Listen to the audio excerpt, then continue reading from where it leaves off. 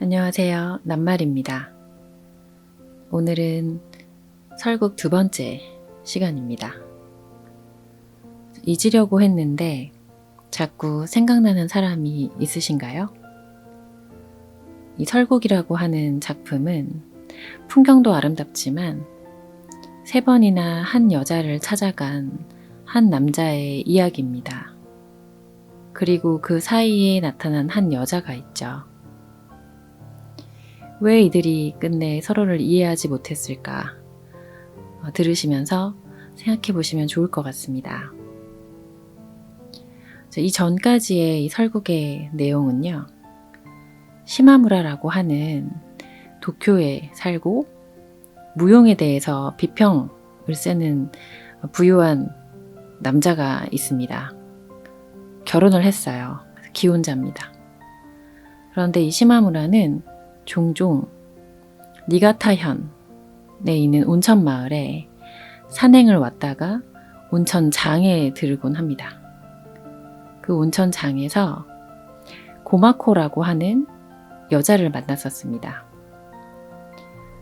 온천장에서 게이샤를 요청을 했지만 본인의 부름에 응할 수 있는 게이샤가 마땅히 없어서 사실 대신 온 게 고마코였죠. 이 시마무라가 고마코를 처음 봤을 때 첫 인상이 너무 깨끗하고 맑은 느낌인 거예요. 그 남자는 양심의 가책 없이 가벼운 마음으로 끝낼 수 있는 여자를 원했다라고 나와 있었기 때문에 고마코는 오래 보고 싶고 우정을 나누고 싶은 여자여서 도망치듯이 도쿄를 떠나게 됩니다. 그리고 199일 뒤에 다시 기차를 타고 이 온천 마을을 찾게 되죠. 그 기차를 타고 두 번째 고마코를 만나러 오는 길에 기차에서 보게 된 게 한 남자를 정성껏 간호하고 있는 신비로운 여자 요코였습니다. 그리고 게이샤가 되어 있는 고마코를 두 번째로 만나게 된 거죠. 자, 거기서부터 읽어보도록 하겠습니다. 당신은 그때 그렇게 말했어도 그건 역시 틀렸어. 그렇지 않고서야 누가 새 밑에 이런 추운 데를 찾아오겠나. 나중에는 비웃거나 하지도 않았다고. 여자가 살포시 얼굴을 들자 시마무라의 손바닥에 맞대고 있던 눈꺼풀에서 코 양쪽까지 발개진 것이 짙은 분 화장 밑으로 비쳐 보였다. 그 모습은 이 눈지방의 추운 밤을 떠올리게 하는 동시에 까만 머리 빛깔이 하도 강한 나머지 따스하게 느껴졌다. 얼굴엔 눈부시게 가득 미소를 머금고 있었으나 그러면서도 그때를 회상하는지 마치 시마무라의 말이 그녀의 몸을 서서히 물들여 가는 듯 했다. 여자가 셀쭉해서 고개를 숙이자 목덜미가 훤히 드러나고 등 줄기까지 붉어진 것이 보여 흠뻑 젖은 알몸을 고스란히 내놓은 것 같았다. 새카만 머리색 때문에 더욱 그렇게 여겨졌는지도 모른다. 앞머리가 촘촘하게 숱이 많은 것도 아닌데 머리카락이 남자들처럼 굵고 귀밑머리가 거의 없어 뭔가 시커먼 광석이 지닌 묵직한 빛이었다. 아까 손으로 만져보고 이렇게 찬 머리카락은 처음이라며 깜짝 놀란 것도 찬 공기 탓이 아니라 바로 이 머리 때문이었던가 하는 생각이 들었다. 시마무라가 새삼 바라보고 있자니 여자는 고타스 탁자 위에서 손가락을 꼽고 있었다. 좀처럼 끝나지 않는다. 무얼 세는 거지? 하고 물어도 잠자코 한동안 계속 손가락을 꼽았다. 5월 23일이었죠? 날짜를 세고 있었군. 7, 8월은 내리 큰달이야. 아무튼 199일째예요. 꼭 199일째예요. 그런데 5월 23일인 걸 용케 기억하는군. 일기를 보면 금방 알 수 있죠. 일기? 일기를 쓰나? 그럼요. 묵은 일기를 읽는 건 즐거워요.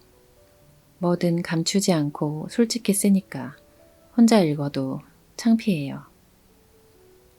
언제부터? 도쿄에서 접대부로 나가기 직전부터. 그땐 돈이 넉넉지 않아 일기장을 살 수가 없었어요. 2전인가 3전짜리 잡기장에다 자를 대고 가늘게 줄을 그었는데 연필을 뾰족하게 깎았던 모양으로 선이 깨끗하고 가지런한 거예요. 그러곤 공책 맨 위에서 맨 아래까지 잔 글씨로 빽빽이 썼죠. 마음대로 살 수 있게 되고부턴 도저히 엄두를 못 내요. 물건을 함부로 다루니까. 글씨 연습조차 예전엔 헌 신문지에 했지만 요즘은 두루마리에 직접 대고 쓰죠. 줄곧 거르지 않고 일기를 쓰고 있나? 네. 16일 때와 올해 것이 제일 재밌어요. 늘 객실에서 돌아와 잠옷으로 갈아입고 썼죠. 늦게 돌아오니까 이쯤까지 쓰고 도중에 그만 잠들었구나 싶은 것은 지금 읽어도 알 수 있어요. 그렇군. 하지만 매일매일은 아니고 쉬는 날도 있어요. 이런 산골에서 객실에 나가봤자 뻔한 거죠. 올해는 쪽마다 날짜가 든 것밖에 살 수가 없어서 엉망이에요. 쓰기 시작하면 아무래도 길어지는 수가 있거든요. 일기 이야기보다 한결 시마무라가 뜻밖의 감동을 얻은 것은 그녀가 15살 무렵부터 읽은 소설을 일일이 기록해 두었고 따라서 잡기장이 벌써 10권이나 된다는 사실이었다. 감상을 써두는 거겠지? 감상 따윈 쓰지 않아요. 제목과 지은이, 그리고 등장인물들 이름과 그들의 관계 정도예요. 그런 걸 기록해 놓은들 무슨 소용 있나? 소용없죠. 헛수고야. 그래요. 하고 여자는 아무렇지도 않은 듯 밝게 대답했으나 물끄러미 시마무라를 응시했다. 전혀 헛수고라고 시마무라가 왠지 한 번 더 목소리에 힘을 주려는 순간 눈이 울릴 듯한 고요가 몸에 스며들어 그만 여자에게 매혹당하고 말았다. 그녀에겐 결코 헛수고일 리가 없다는 것을 그가 알면서도 아예 헛수고라고 못 박아버리자 뭔가 그녀의 존재가 오히려 순수하게 느껴졌다. 여자의 소설 이야기는 흔히 일컫는 문학이라는 단어와는 인연이 없는 것처럼 들렸다.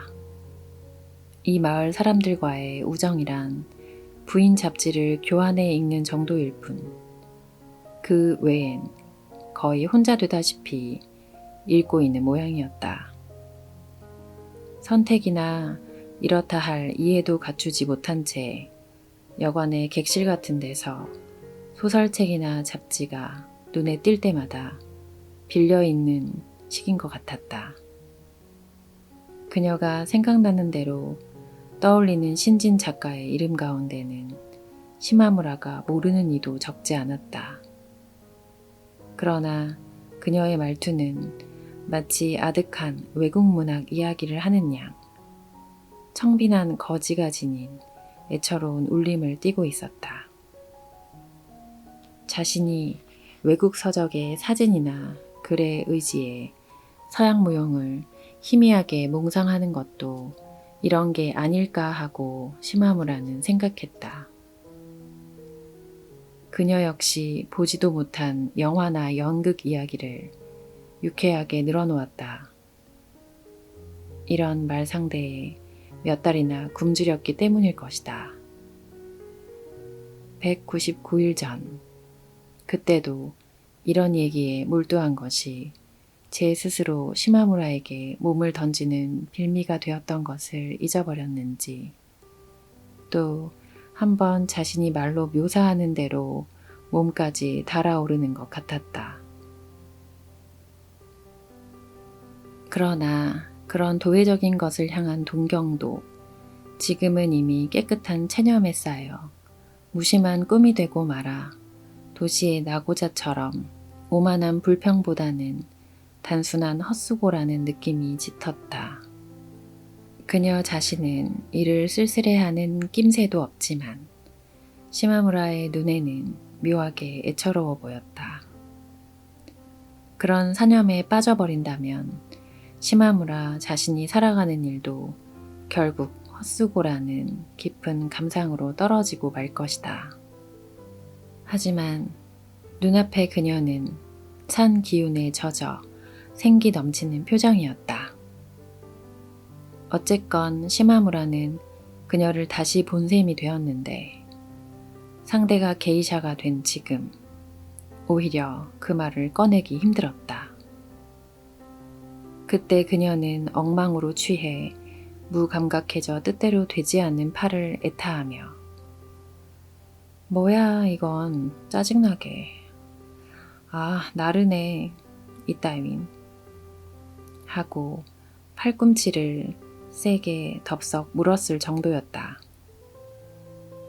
똑바로 몸을 가누지 못해 대굴대굴 구르며 전혀 아까운 건 아니에요. 하지만 그런 여자는 아니야. 전 그런 여자가 아니에요. 라고 한 말도 생각나 시마무라가 머뭇거리자 여자는 재빨리 눈치채고 되받아치듯 자정의 상륙열차군요. 하고 마침 들려오는 기적소리에 일어나 힘껏 난폭하게 장지문과 유리문을 열어젖히고는 난간에 몸을 내맡기며 창턱에 걸터 앉았다. 냉기가 한꺼번에 방 안으로 흘러들었다. 멀어지는 기차의 울림이 밤바람 소리처럼 들렸다. 이봐, 춥잖아, 바보 같긴. 하고 시마무라도 일어나 다가갔으나 바람은 없었다.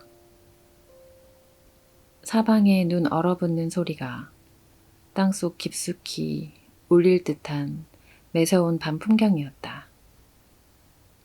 달은 없었다.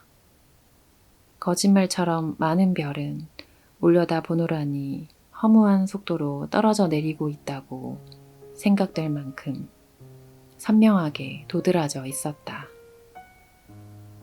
별 무리가 바로 눈앞에 가득 차면서 하늘은 마침내 저 멀리 밤의 색깔로 깊어졌다.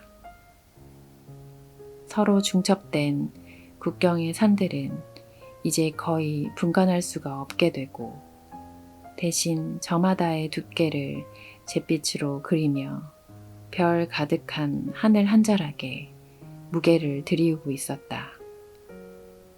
모든 것이 맑고 차분한 조화를 이루었다. 시마무라가 다가온 것을 알고 여자는 난간에 가슴을 대고 푹 엎드렸다. 그것은 연약하기보다 이런 밤을 배경으로 이보다 더 완고한 것은 없다는 듯한 모습이었다. 시마무라는 또 시작인가 싶었다. 그러나 산들이 검은데도 불구하고 어찌된 셈인지 온통 영롱한 흰 눈으로 뒤덮인 듯 보였다.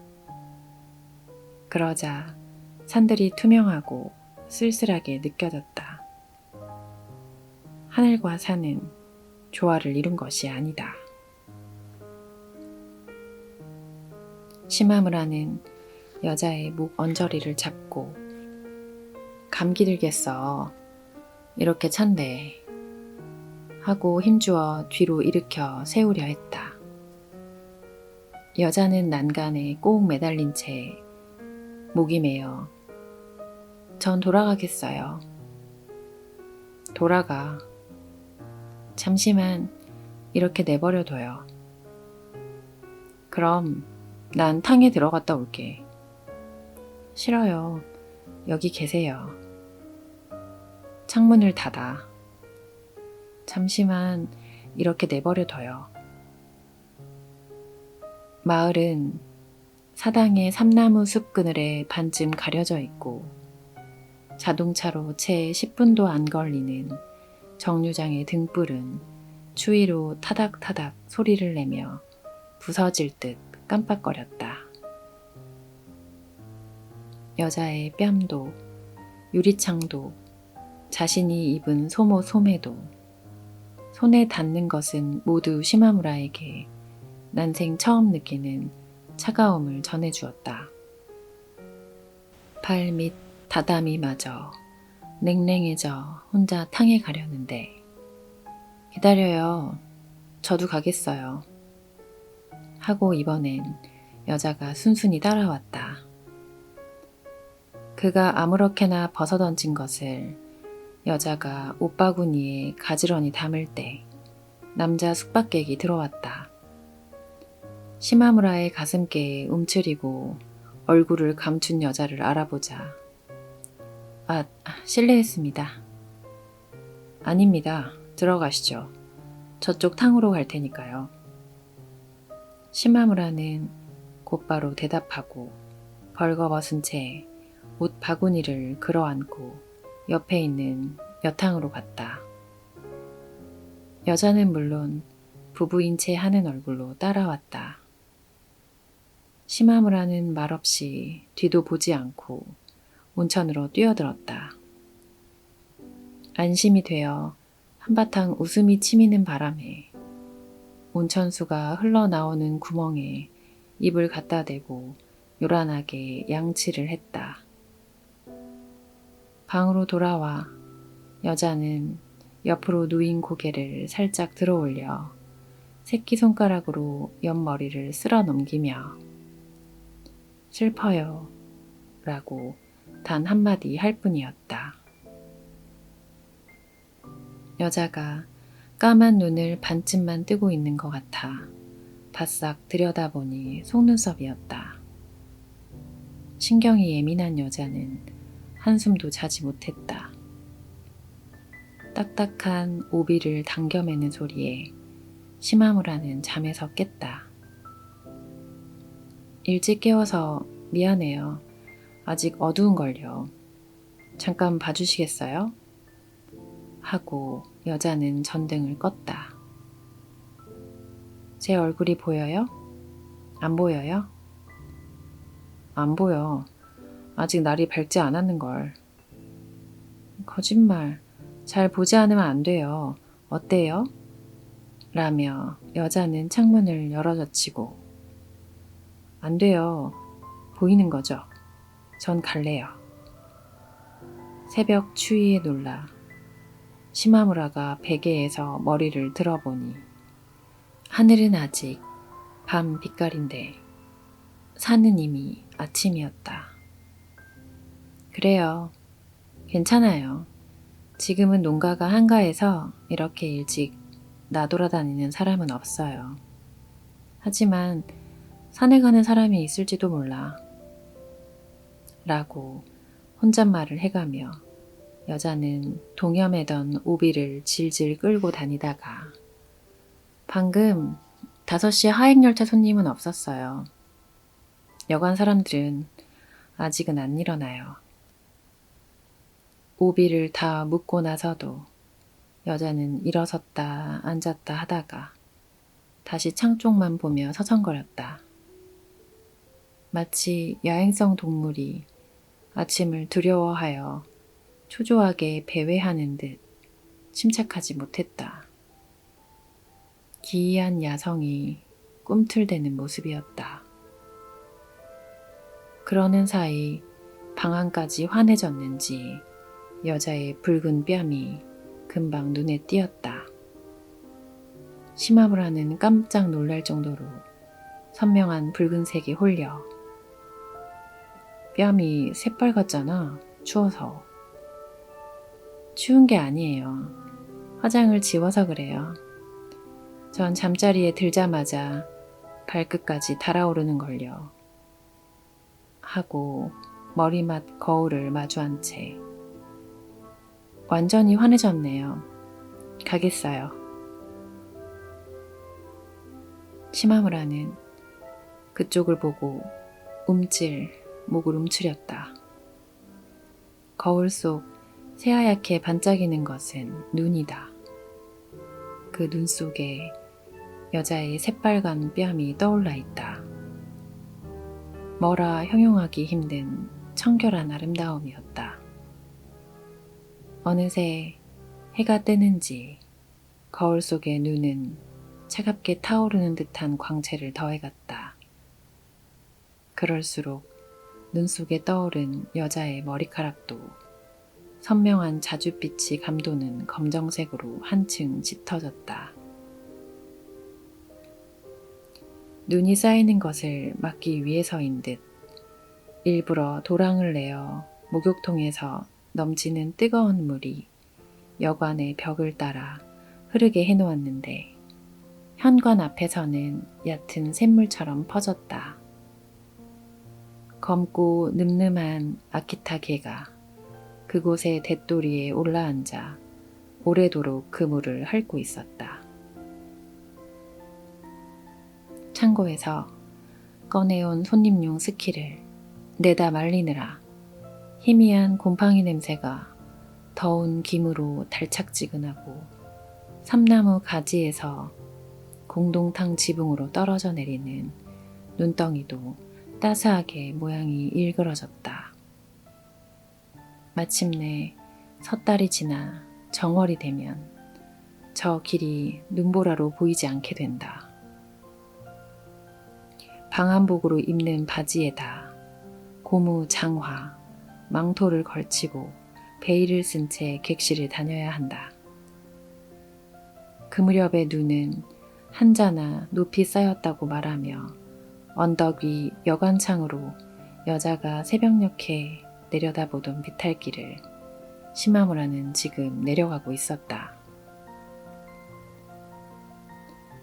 길가에 높게 널어놓은 기저귀 밑으로 국경의 산들이 보이고 반짝이는 눈이 한가로웠다. 새파란 파는 아직 눈에 파묻히진 않았다. 눈에서 마을 아이들이 스키를 타고 있었다. 도로가에 마을로 들어가니 빗방울 떨어지는 소리가 나직히 들려왔다. 처마 끝 작은 고드름이 앙증맞게 빛나고 있었다. 지붕에 눈 치우는 남자를 올려다보며 이봐요, 하는 김에 우리 집 좀 치워주지 않을래요? 하고 목욕탕에서 돌아오는 여자가 눈부신 듯 젖은 수건으로 이마를 훔쳤다. 스키 계절을 겨냥해서 일찌감치 흘러들어온 여급일 터이다. 옆집은 헤어진 그림이 유리창에 나붙고 지붕이 비투름한 카페였다. 대개 집들의 지붕은 작은 판자를 이고 있고 그 위에 돌이 나란히 얹혀 있다. 둥근 돌은 해가 비치는 반쪽만 눈 속에 검게 보였는데 그 색은 축축하다기보다는 오래도록 눈바람을 맞은 먹빛 같았다. 그리고 집들은 또한 그 돌느낌과 흡사한 모습으로 북쪽 지방답게 납작하니 땅에 엎드려 있었다. 아이들이 도랑의 얼음을 끌고 안고 와선 길바닥에 내던지며 놀고 있었다. 힘없이 부서져 흩어질 때 반짝거리는 것이 재미있는 모양이다. 햇살 가운데 서 있자니 그 얼음의 두께가 거짓말처럼 생각되어 시마무라는 한참을 계속 지켜보았다. 10서너 살 되는 여자아이가 혼자 돌담에 기대어 털실을 짜고 있었다. 산파쿠에 높은 게다를 신었는데 버선이 없고 빨개진 맨발 뒤꿈치에 튼 자국이 보였다. 곁에는 섬나무 단에 올라 앉은 3살쯤 된 여자아이가 무심히 털실 꾸러미를 들고 있었다. 쬐끄만 여자아이한테서 커다란 여자아이에게로 뽑아지는 한 가닥 낡은 회색 털실도 따사롭게 빛나고 있었다. 7, 8집 건너 있는 스키 제작소에서 대패질 소리가 들려온다. 그 반대편 처마 그늘에 게이샤 대6명이 서서 이야기를 나누고 있었다. 오늘 아침 여관 하녀에게서 그 예명을 들어 알게 된 고마코도 거기 있으려니 생각되었는데 아니나 다를까 그녀는 그가 걸어오는 것을 보고 있었던 듯 혼자 진지한 표정이었다. 틀림없이 얼굴이 새빨개질 거다. 태어난 척 꾸며주었으면 좋겠다고 시마무라가 생각할 틈도 없이 고마코는 이미 목까지 물들고 말았다. 그러려면 돌아서 있으면 될 텐데 거북스럽게 눈을 내리깔고선 그의 걸음을 쫓아 그쪽으로 조금씩 얼굴을 움직인다. 시마무라도 볼이 달아올라 서둘러 지나치자 곧장 고마코가 뒤쫓아왔다. 곤란해요. 그런 데를 다니시면. 곤란하다니. 곤란한 건 나야. 그렇게 한데 몰려있으면 무서워서 지나갈 수가 있어야지. 늘 저런가? 그래요. 한낮엔. 얼굴이 빨개져 바로 뒤쫓아오면 더더욱 곤란해지잖나? 상관없어요. 라고 분명히 말하면서 고마코는 다시 얼굴이 빨개져 그 자리에 멈춰 서더니 길가의 감나무를 끌어안았다. 저희 집에 들러주셨으면 해서 달려온 거예요. 당신 집이 여긴가? 네. 일기를 보여준다면 들러줄 수 있지. 죽기 전에 그걸 태울 거예요. 한데 당신 집에는 환자가 있을 테지? 어머, 잘 아시네요. 어젯밤 당신도 역에 마중하러 나와 있었을 텐데 짙은 푸른색 망토를 입고 난 그 기차를 환자 바로 가까이에서 타고 왔지. 너무 진지하고 친절하게 환자를 돌봐주는 처녀가 함께 있었는데 그의 부인인가? 여기서 마중 간 사람? 도쿄 사람? 마치 어머니처럼 돌보기에 나는 감탄하면서 보고 있었지. 그런데 어째서 그 얘기를 어젯밤 제게 하지 않았죠? 왜 아무 말 안 한 거죠? 고마코는 발끈했다. 부인인가? 그러나 거기에 대답하지 않고 왜 어젯밤 얘기 안 한 거예요? 이상한 사람.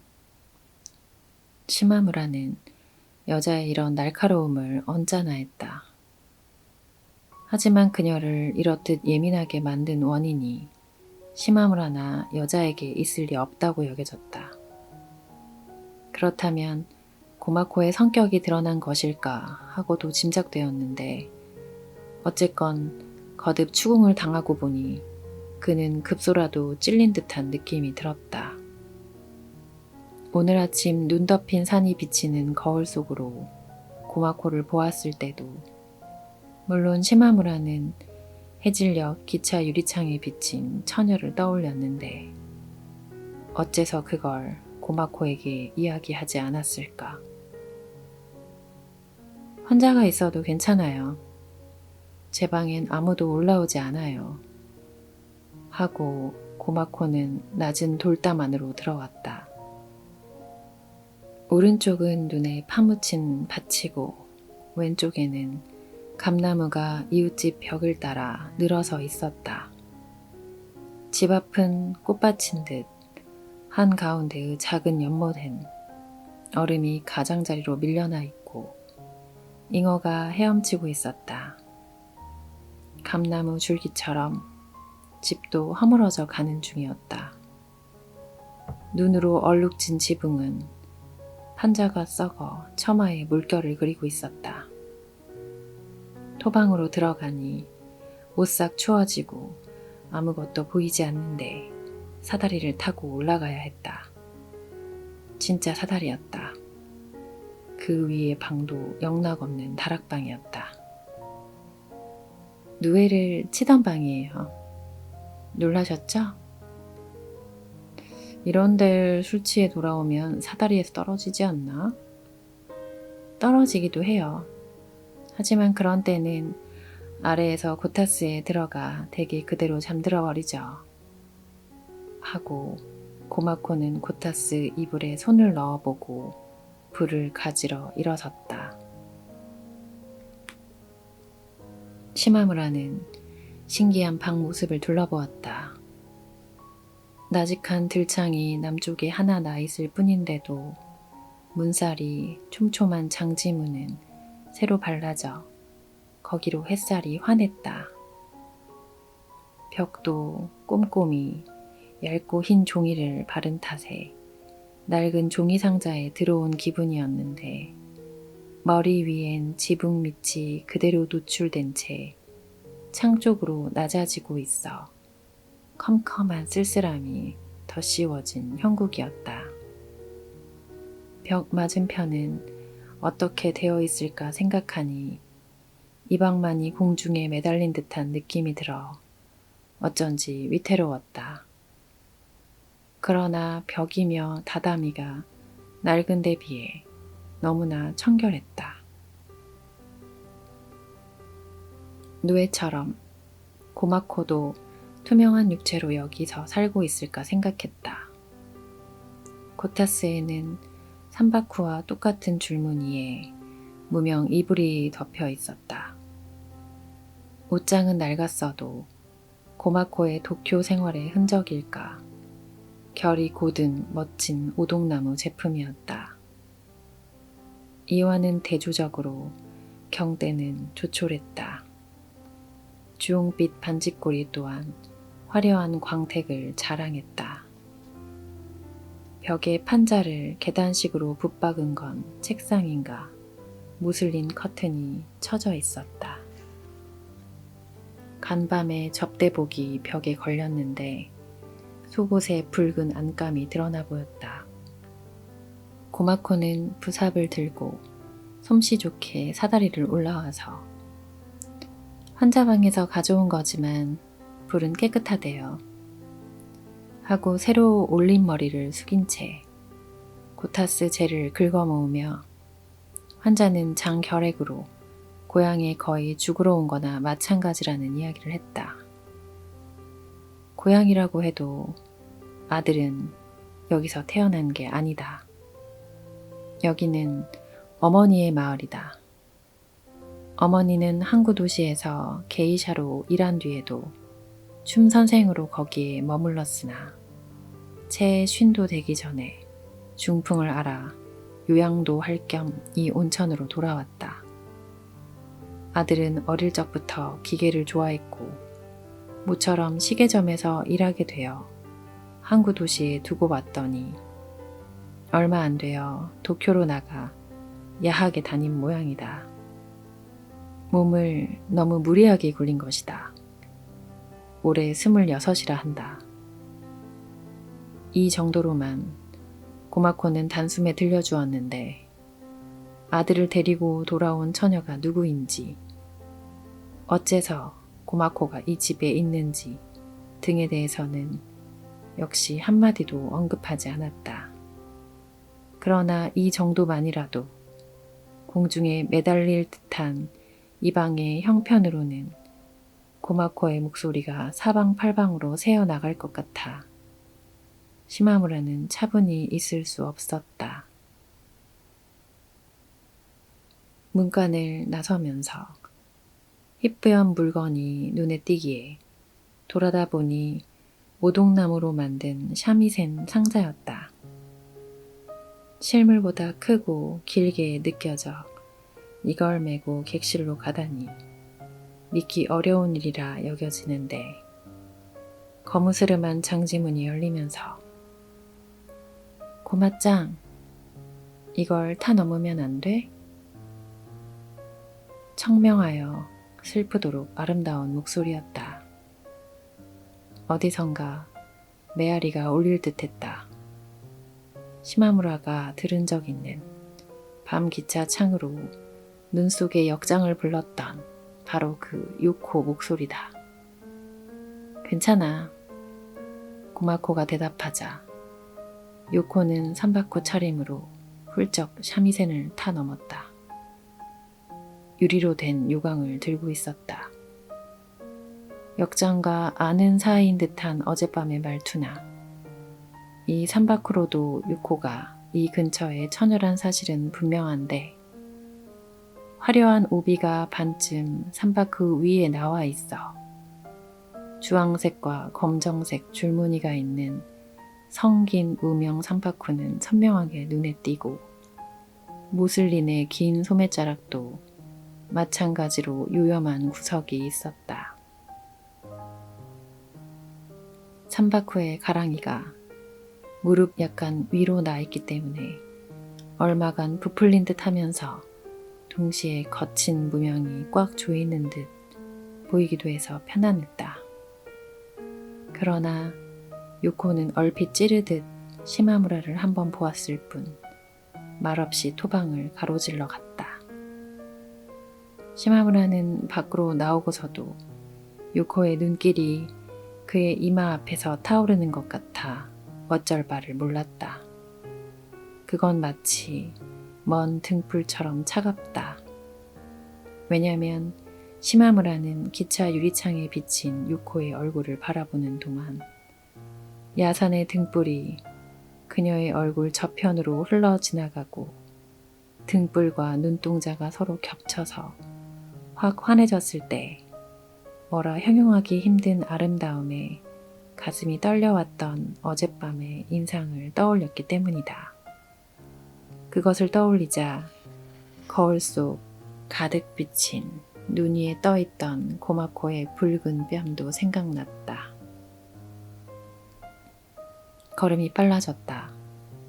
도톰하고 흰 발이긴 해도 등산을 즐기는 시마무라는 산을 바라보며 걸으니 방심 상태가 되어 자기도 모르게 걸음이 빨라진다. 어느 때건 금세 방심 상태에 빠지기 쉬운 그이고 보면 그때 해질녘의 거울이나 아침 눈의 거울이 인공적인 것이라고는 믿기지 않았다. 자연의 것이었다. 그리고 먼 세계였다. 방금 나온 고마코의 방조차 이미 그토록 먼 세계인 양 여겨진다.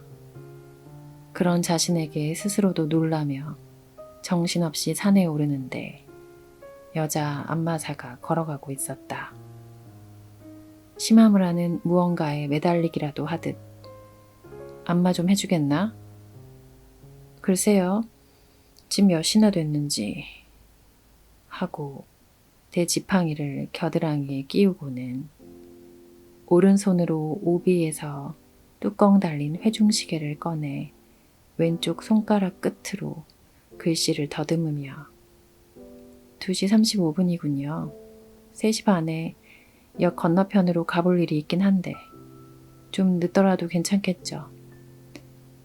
용케 시간을 아는군. 네, 유리가 없으니깐요. 짚어보면 글씨를 아는가? 글씨는 모르지만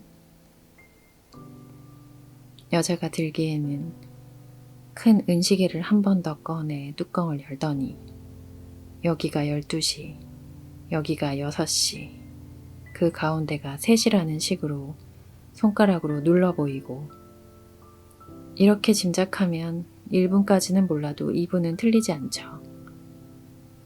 한데 비탈길은 미끄럽지 않은가? 비가 오면 딸이 마중 나옵니다. 밤엔 마을 사람을 안마해야 하니까 여기 올라올 일이 없죠. 바깥 양반이 내보내지 않아서라고 여관 하녀들이 놀려대는 데는 못 말리죠. 애들은 다 컸는가? 네, 큰딸이 13살입니다. 이런 이야기를 나누며 방으로 와서 한동안 말없이 안마를 하다가 멀리 객실에서 나는 샤미센 소리에 고개를 갸우뚱했다. 누굴까? 자는 샤미센 소리로 어느 게이샤인지 모두 아는가? 아는 이도 있고 모르는 이도 있죠. 선생님은 상당히 지체 높으신 분인지 몸이 아주 부드럽습니다. 굳진 않았을 걸세. 목덜미께가 약간 굳었습니다. 적당히 보기 좋게 살이 찌셨는데 술은 안 드시죠? 잘 아는군. 선생님과 똑같은 체형을 가진 손님을 셋 알고 있지요. 극히 평범한 몸이야. 그런데 술을 드시지 않으면 정말로 재미난 일이 없겠죠. 깡그리 잊어버리는. 자네 바깥 주인은 마시겠지? 너무 마셔서 탈이죠. 누군지 형편없는 샤미센 솜씨군. 그렇군요. 자네도 켤테지? 네, 9살부터 20 될 때까지 배웠습니다만 시집 온 뒤로 벌써 15년이나 켜지 않은걸요. 맹이는 나이보다 젊어 보이는 법인가 하고 심하무라는 생각하면서 어릴 때 배운 건 확실하니까. 손은 완전히 안마사가 되고 말았지만 귀는 뚫려 있죠. 이렇게 게이샤들의 샤미센을 듣고 있노라면 괜히 안절부절 못하게 되는데 아무래도 옛날의 제 모습을 생각해서겠죠.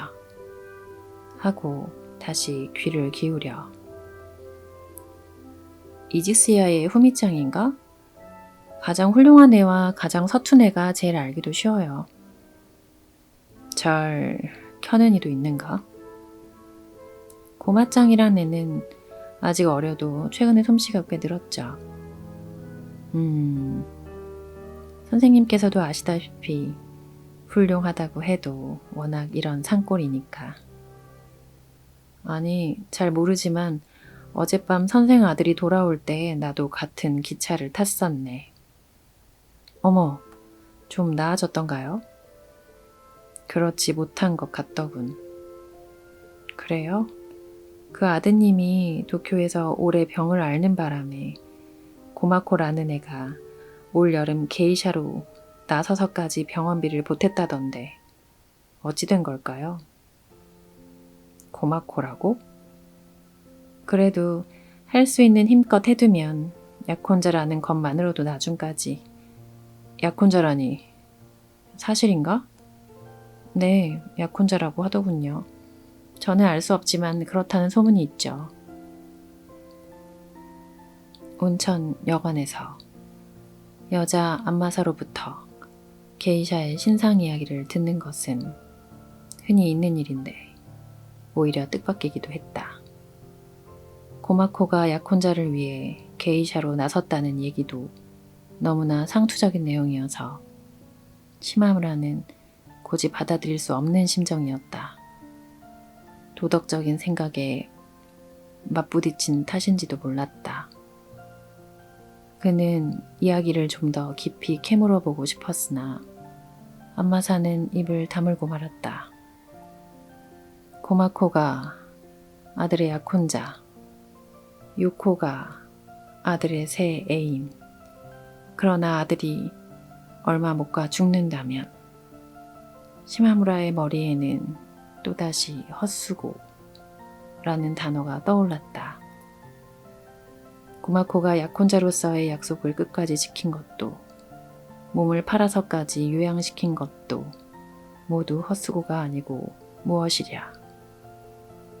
고마코를 만나면 대바람에 헛수고라고 한 방 먹일 생각을 하니 새삼 시마무라에겐 어쩐지 그녀의 존재가 오히려 순수하게 느껴졌다. 이 허위의 마비에는 파렴치한 위험이 풍겨나와 시마무라는 지그시 이를 음미하며 안마사가 돌아간 뒤에도 계속 누워 있었는데 가슴 밑바닥까지 오한이 드는 것 같아 정신을 차리고 보니 창문이 활짝 열린 채였다. 산골짜기엔 일찍 응달이 지고 어느새 차가운 해 걸음이 내려와 있었다. 어두컴컴하여 아직 서쪽 해가 눈 위에 비치는 먼 산들이 성큼 가까이 다가온 것 같았다. 이윽고 제각기 산의 원근이나 높낮이에 따라 다양하게 주름진 그늘이 깊어가고 봉우리에만 엷은 볕을 남길 무렵이 되자 꼭대기의 눈 위에는 붉은 노을이 졌다. 마을 냇가, 스키장, 신사 등 군데군데 흩어져 있는 참나무 숲이 거뭇거뭇 눈에 띄기 시작했다. 시마무라가 허무한 애수에 젖어 있을 때 따스한 불빛이 켜지듯 고마코가 들어왔다. 스키 손님을 맞을 준비를 하기 위한 모임이 여관에서 있었고 끝난 뒤 연회에 불려갔다고 했다. 코타스에 들어와 느닷없이 시마무라의 볼을 어루만지면서 오늘 밤은 창백한걸요? 이상해요. 그러고는 마구 주무르듯 부드러운 볼살을 움켜쥐고 당신은 바보야. 약간 취한 듯 보였는데 연회를 끝나고 와서는 몰라. 이제 모르겠어. 머리가 아파. 머리가 아파. 힘들어. 하고 거울 앞에 무너지듯 쓰러지자 이상할 만치 한꺼번에 취기가 얼굴에 나타났다. 물 마시고 싶어. 물 좀 줘요. 얼굴을 두 손으로 가린 채 머리 모양이 흐트러지는 것도 개의치 않고 쓰러져 있다가 마침내 고쳐 앉으며 크림으로 화장을 지웠다. 너무나 새빨개진 얼굴이 막무가내로 드러나는 통에 고마코 자신도 즐거운 양 계속 웃어댔다. 신기할 정도로 술이 빨리 깼다. 추운 듯 어깨를 떨었다. 그리고 조용한 목소리로 8월 내내 신경쇠약으로 빈둥거렸노라는 얘기를 꺼냈다. 미쳐버리고 마는 게 아닌가 걱정했어요. 뭔가 열심히 골똘히 생각을 하는데 뭘 생각하는지 저 자신이 알 수 없는 거예요. 무서웠죠. 거의 잠도 못 자고 묘하게 객실에 나갔을 때만 정신이 들었어요. 여러 가지 꿈을 꿨죠. 밥도 제대로 먹을 수 없었어요. 다다미에다 바늘을 찔렀다가 빼냈다가 계속 그러고만 있는 거죠. 무더운 대낮에. 게이샤로 나선 게 몇 월이지? 6월. 어쩌면 전 지금쯤 시즈오카현 서남부에 있는 도시에 있을 뻔했어요. 결혼해서? 고마코는 끄덕였다. 시즈오카현 서남부에 있는 도시에서 온 남자가 결혼하자고 쫓아다녔는데 도무지 남자가 좋아지지 않아 상당히 고심했다고 말했다. 좋아하지 않는 사람이면 고심할 까닭이 없잖아? 그렇지 않아요. 결혼이란 그런 힘이 있나 보지? 빈정대식인. 그렇지 않지만 전 신변이 깨끗이 정리가 되지 않으면 불편해요. 당신은 정말 태평스런 분이셔. 한데 그 남자와 무슨 일이 있었나? 있었다면 고심할 까닭이 없잖아요. 고마코는 내뱉고 하지만 네가 이 마을에 있는 동안은 누구와도 결혼시키지 않아. 무슨 짓을 해서라도 방해하고 말겠어. 라더군요. 그 먼 도시에 있으면서 당신은 그 말이 신경 쓰이나? 고마코는 한동안 아무 말 없이 자신의 따스한 몸을 음미하듯 가만히 누워있다가 문득 아무렇지 않게 전 임신했다고 생각했거든요. 지금 생각하면 우스워 하고 웃으며 살짝 몸을 움츠리더니 주먹진 두 손으로 시마무라의 옷깃을 아이처럼 잡았다. 닫혀진 짙은 속눈썹이 또다시 까만 눈을 반쯤 뜨고 있는 것처럼 보였다. 다음날 아침 시마무라가 눈을 뜨자 고마코는 벌써 화로에 한쪽 팔꿈치를 괴고 낡은 잡지 뒷면에다 낙서를 하고 있었다. 돌아갈 수 없어요. 하녀가 불을 넣으러 오길래 창피해서 깜짝 놀라 벌떡 일어나 보니 벌써 장지문에 해가 비추겠죠. 간밤에 취해서 그만 골아 떨어졌나 봐요. 몇 시? 벌써 8시. 탕에 갈까? 하고 시마무라는 일어났다. 안 돼요. 복도에서 사람을 만날 테니까. 라며 완전히 얌전한 여자가 되고 말더니 시마무라가 욕탕에서 돌아왔을 때는 수건을 단정히 쓰고 바지런하게 방 청소를 하고 있었다.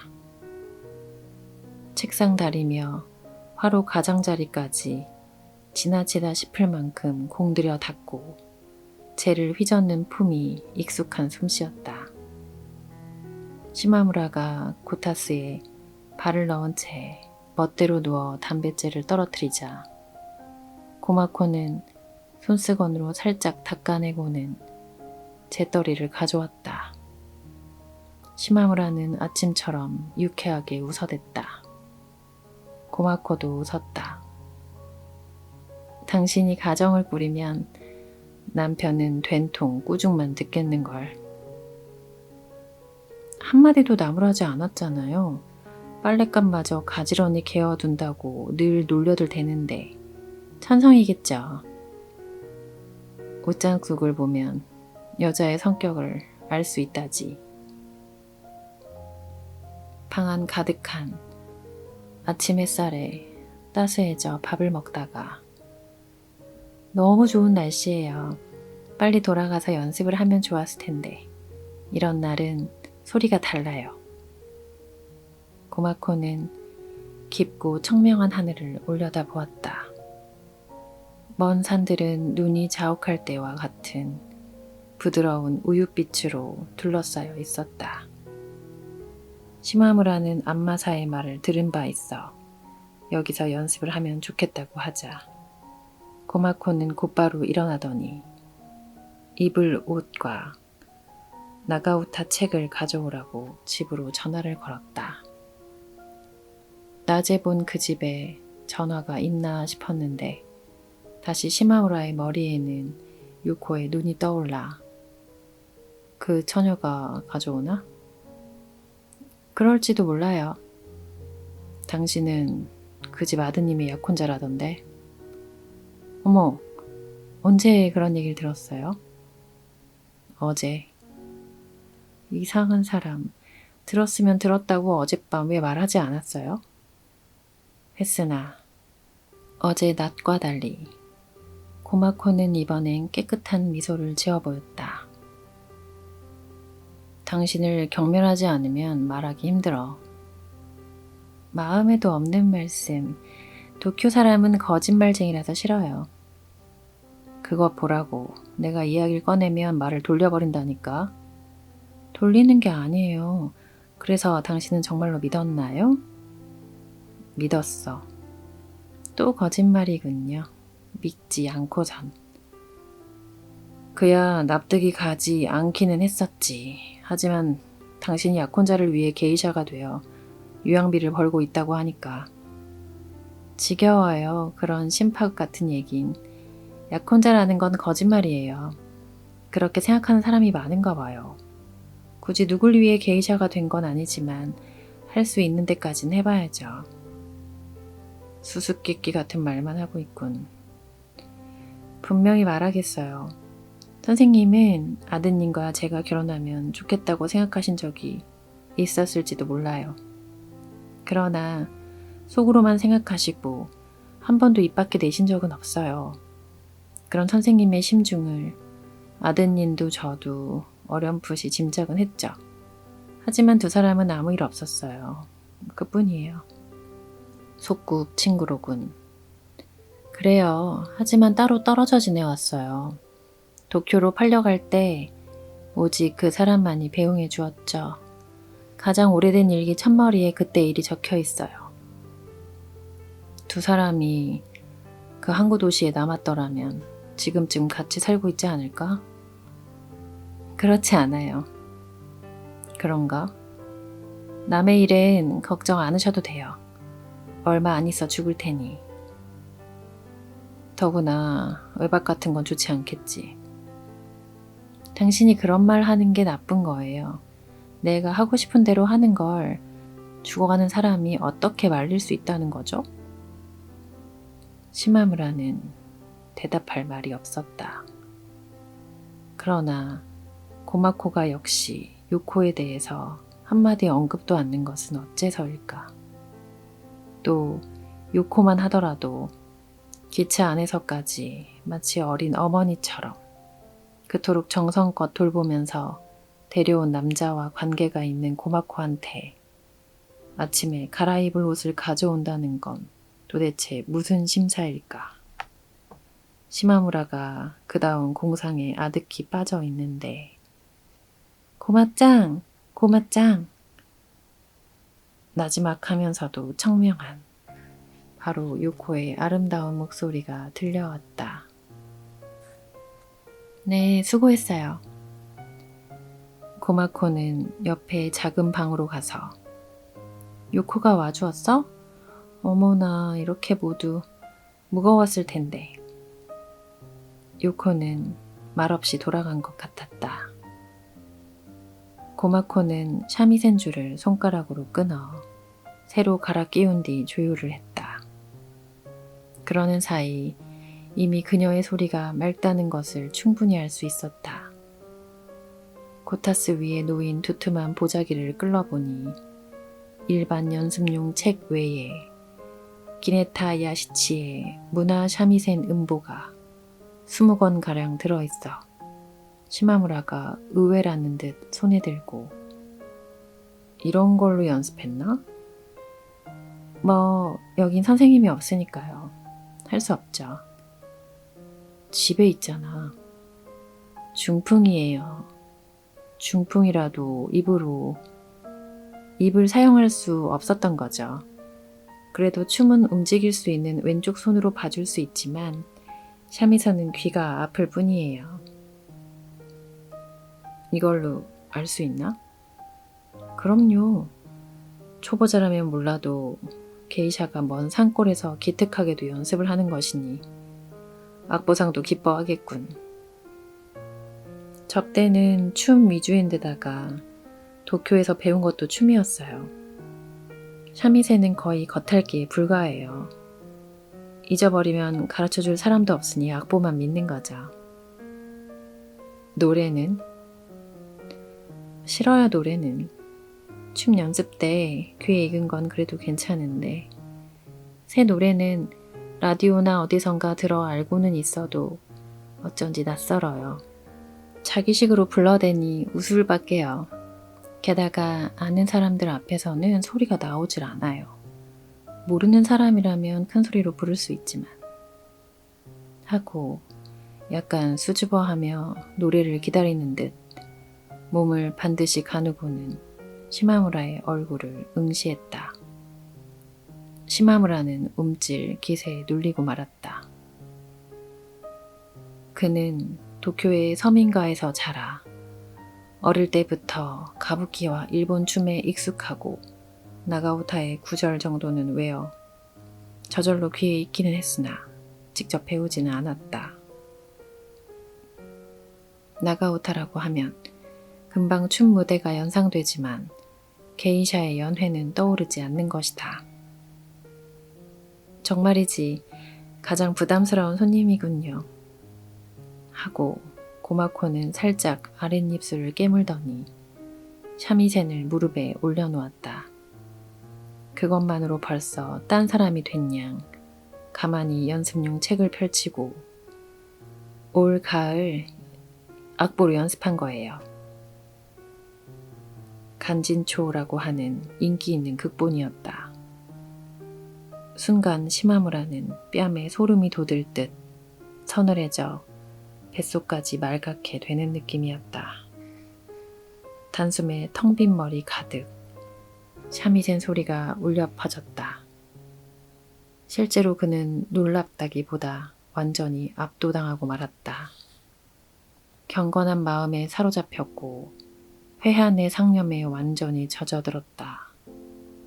자신은 이제 무력할 뿐 고마코의 힘에 밀려 속수무책으로 떠내려가는 것을 기꺼워하며 몸을 던져 떠있는 수밖에 도리가 없었다. 19이나 20살 먹은 시골 게이샤의 샤미센쯤이야 들어보나 마나 뻔하다. 객실인데도 마치 무대에 선 것처럼 켜고 있질 않나. 나 자신이 산에서 느끼는 감상에 불과하다라고 시마무라는 생각하려 애썼다. 고마코는 일부러 구절을 단조롭게 읽어내리기도 하고 여기는 천천히 성가시다며 건너뛰기도 했다. 하지만 점점 신들린 듯 소리가 높아지자 발목 소리가 얼마만큼 강하고 맑게 울리나 싶어 시마무라는 무서워져서 허세를 부리듯 팔베개를 하고 드러눕고 말았다. 간진초가 끝나자 시마무라는 겨우 숨을 돌리고 아, 이 여자는 내게 반했군 하는 생각이 들었는데 그것이 또한 왠지 처량했다. 이런 날은 소리가 달라요. 하고 눈 온 뒤 맑은 하늘을 올려다본 고마코가 말한 적이 있었다. 공기가 다른 것이다. 극장 벽도 없고 청중도 없고 도시의 먼지도 없어. 소리는 다만 깨끗한 겨울 아침을 맑게 지나며 멀리 눈 쌓인 산들까지 곧바로 울려 퍼졌다.